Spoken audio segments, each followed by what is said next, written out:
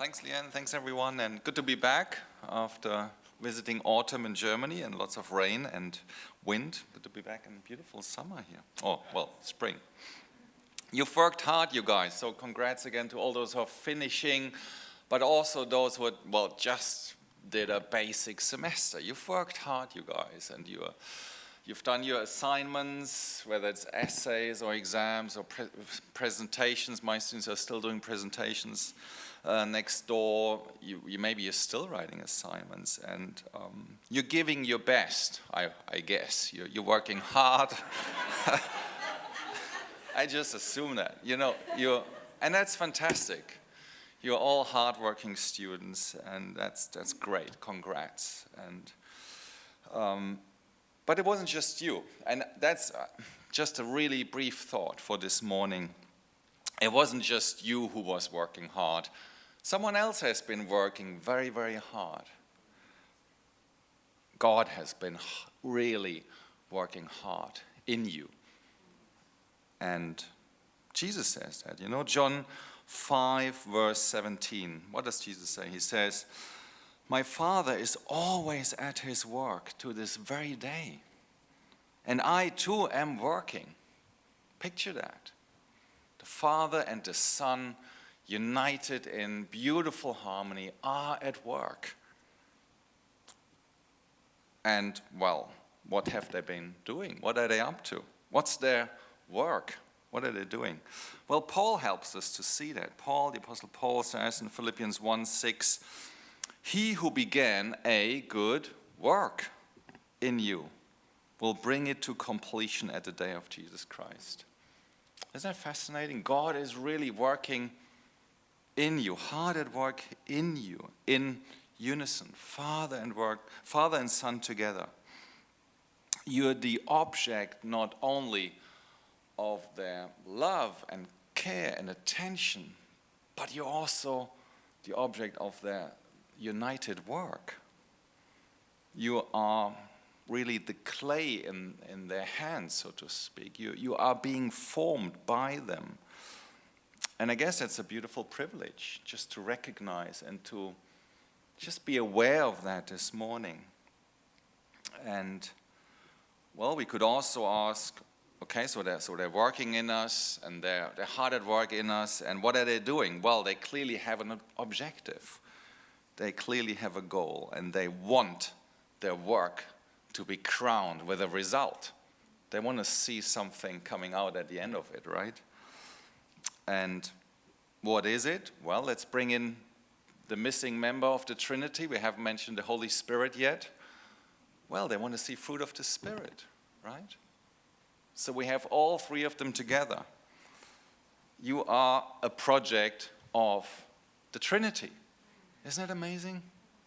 Father, Son, Holy Spirit. You are God's building site.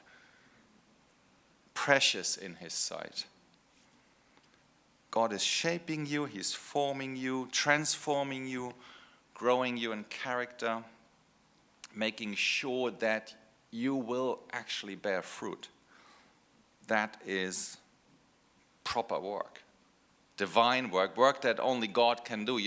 We always talk about, we cooperate with God, but the co is a very small co, because God is the operator, right? He is operating on you. We're just a little bit involved, yes. At the end of the day, it's God's operation. He's in charge of project you. So as you look back at the semester, and just this one little thought, yes, celebrate your accomplishments. That's great. Do that. Well deserved. But maybe also I encourage you really to take a moment, look back, and take note of what God has accomplished in you and what God is accomplishing in you, right? What is he currently doing in you? Maybe it's a renewed sense of hope. Something that you consider small but is really actually pretty big. Fresh hope in the Spirit. Maybe in the past semester, and some of you shared that, maybe you've persevered by the grace of God. Not because of your own great resilience, I'm so strong. No, Christine mentioned it. You know, she was leaning on God. That's it. God gave her the strength to do that. What else could you ask? Maybe a deeper sense of joy or peace. New appreciation of who Jesus is for you. We've also heard that. Whatever it may be, maybe really think about that for a little bit. How has God shaped me this past semester? Not just intellectually, but who you are as a person. It's about wholeness. We've heard that this morning, right? Or who has he used to shape me? Where do you see his fingerprints on your life? Or just look at your neighbor for a second or two, not too long, that's weird. Just maybe just, there's your neighbor. Where do you see God at work in the life of your neighbor? And maybe tell them, hey, I see a bit of Jesus in you.